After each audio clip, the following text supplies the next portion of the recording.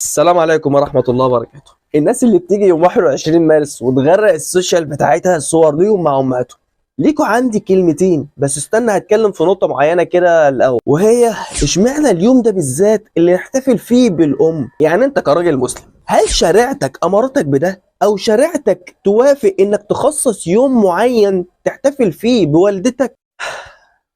طب اتعب نفسك بربع جنيه بحث كده وسرش عن سبب اختيار اليوم ده بالتحديد للاحتفال بالام. نرجع للناس اللي اتكلمنا عنهم في اول الفيديو.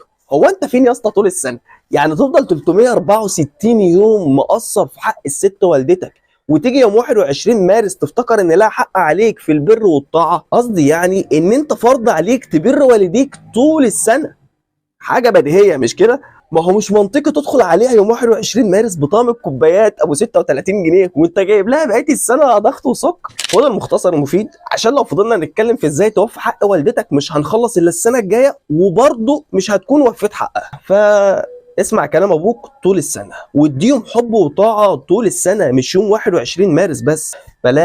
بلاش الرد الغليظ عليهم لما ينصحوك، لان هم فعلا عارفين مصلحتك وهم اكتر منك خبره، وكفايه انهم مجربين كل اللي انت لسه هتمر بيه. هو اي نعم في فرق في الزمن والثقافات، بس برضه بلاش تنفر من كلامهم، كده كده هتستفاد منهم. لما يحبوا يقعدوا معاك ما تقومش وتسيبهم.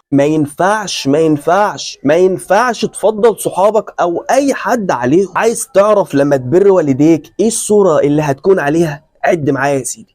هتكون ابن بار، اخ ناصح، رفيق حنون، وزوج صالح، وانسان سوي. ربنا سبحانه وتعالى عشان يعظم امر بر الوالدين حطاه في المنزله اللي بعد التوحيد بيه مباشره. انت متخيل مكانه وعظمه شأن بر الوالدين عند ربنا انه يحطها بمثابه مقربه للتوحيد بيه؟